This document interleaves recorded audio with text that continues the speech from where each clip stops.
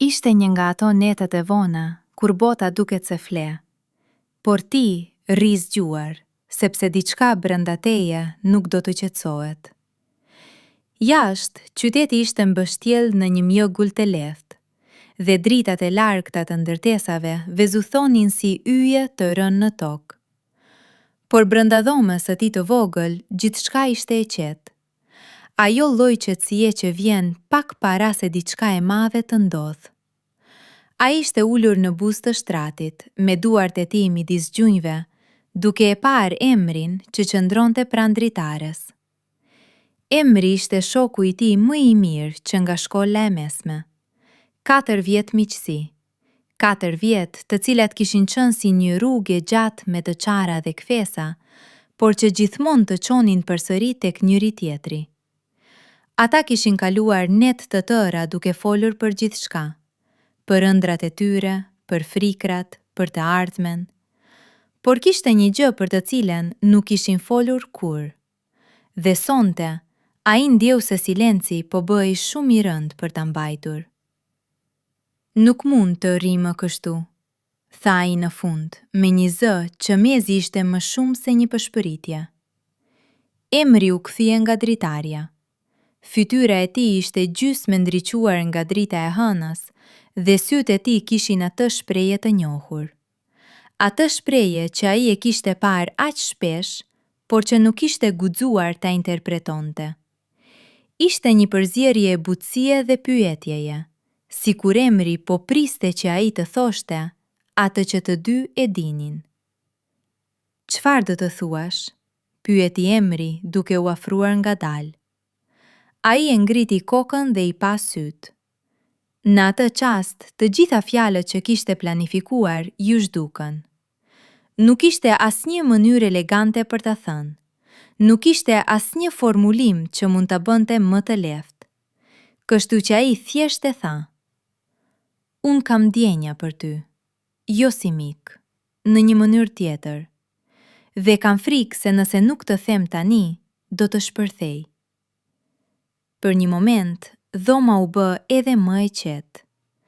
Ai mund të dëgjonte rrajet e zemrës së tij, një ritëm i egër që dukej se donte të dilte nga gjoksi.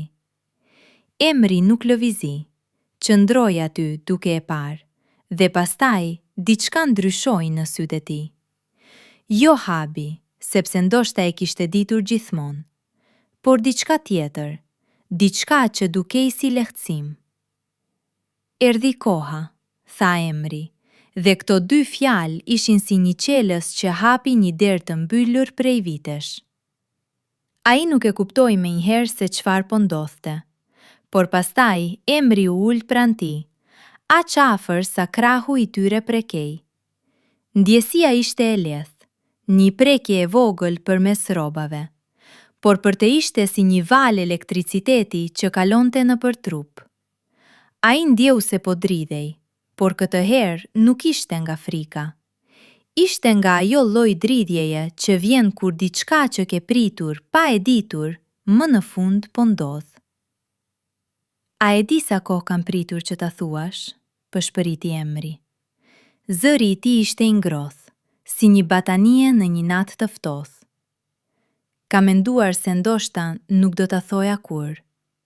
Kam menduar se ndoshta do të kalonte gjithë jeta jonë dhe unë do të rrija kështu, duke të parë nga larg, duke u habitur se si dikush mund të jetë kaq i bukur dhe ti mos e vërej." Ai e ktheu kokën dhe i pa sytë nga afër. Nuk ishte nevojë të flisnin më. Gjuha e trupit filloi të fliste vetë. Dora e Emrit u ngrit ngadalë, sikur po kërkonte leje, dhe preku faqen e tij. Gishtat ishin të ftohtë, por prekja ishte aq e butë sa ai ndjeu se po shkrihej. Ai e mbylli sytë dhe e lejoi veten të ndjente gjithçka që kishte shtypur për kaq shumë kohë. Pastaj erdhi puthja e parë. Nuk ishte e nxituar, nuk ishte e etur. Ishte si një pyetje që kërkonte një përgjigje, dhe përgjigja ishte po. Buzët e tyre u takuan në atë qetësinë e dhomës dhe ai ndjeu se gjithçka përreth u zhduk. Muret, dritarja, qyteti jashtë. Kishte vetëm ata dy, duke u ndjerë njëri tjetrin për herë të parë jo si miq, por si diçka më shumë. Kur u ndan, ata ishin ende afër. Balli i tyre prekej dhe ai mund të ndjente frymën e emrit në fytyrën e tij. Nuk ishte fjalë për atë që ndodhi më pas. Ishte një seri lëvizjesh të ngadalta, të ndjeshme, duar që eksploronin, trupa që mësonin të flisnin një gjuhë të re. Çdo prekje ishte një zbulim, çdo pëshpëritje ishte një konfirmim se kjo ishte e drejtë. Dhe pastaj ndodhi ai çast.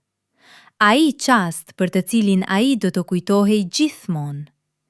Kur gjithçka u bë më intime, më reale, më e pamohueshme. Ishte një ndjesi që ai nuk mund ta përshkruante me fjalë.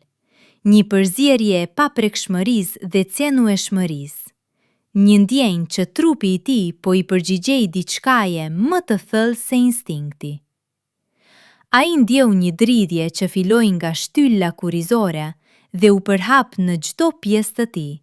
Si një val që përplaset në breg, u drodhi tëri, jo nga frika apo nga pasiguria, por nga një lloj habie. Habia se si dy trupa mund të flisnin pa fjalë, se si dy shpirtra mund të bashkoheshin në një moment të përsosur. Emri e mbajti fort, duke e ndjer atë dridhje dhe duke e qetësuar me përkëvellje të lehta në shpinë. Jam këtu, pëshpëriti Emri. Jam këtu dhe nuk do të largohem. Dhe ai e besoi, sepse në atë çast nuk ishte asnjë dyshim. Nuk ishte asnjë pyetje nëse kjo ishte e drejtë apo e gabuar. Nuk ishte asnjë zë brenda tij që thoshte se duhet të ndalonte. Kishte vetëm atë moment dhe ishte i përsosur në mënyrën e tij të papërkryer. Pas gjithçkaje, ata u shtrin krah për krah duke parë tavanin. Era e natës hynte nga dritarja pak e hapur dhe sirte me vete aromen e shiut dhe të tokës së lagur. Ai ndjeu trupin e Emrit pranë tij, ngrohtësinë e tij, rajet e zemrës së tij që tani po qetësoheshin. Ishte, filloi ai, por nuk mundi të vazhdonte. Fjalët ishin të pamjaftueshme. E di, tha Emri. Dhe kjo ishte e gjitha. Ata qëndruan aty për një kohë të gjatë, pa folur. Nuk ishte nevojë. Kishte vetëm tingullin e frymëmarrjes së tyre, që ngadalë sinkronizohej, dhe ndjesinë e duarve të tyre të ndërthurura në batanie. Në mëngjes, kur dielli filloi të depërtonte në përperde, ai u zgjua dhe pa Emrin që flinte pranë tij. Flokët e tij ishin të çrregullt, fytyra e tij ishte e qetë dhe e relaksuar. Ai e pa dhe ndjeu një lumturi aq të thellë sa pothuajse e lëndonte. Kjo ishte ajo që kishte pritur pa e ditur. Kjo ishte ajo që kishte frikë të kërkonte. Ai nuk e zgjoi Emrin, thjesht e pa, duke menduar se si një natë mund të ndryshonte gjithçka, duke menduar se si një prekje, një puthje, një çast dridhjeje mund të shtëroheshin në një fitlim të ri. Nuk e dinte se çfarë do të sillte e ardhmja. Nuk e dinte nëse kjo do të zgjaste apo do të përfundonte. Por në atë mëngjes, me Emrin pranë tij, ai ndjeu se për herë të parë në jetën e tij ishte në shtëpi. Dhe kjo ishte e mjaftueshme. U drodhi tëri.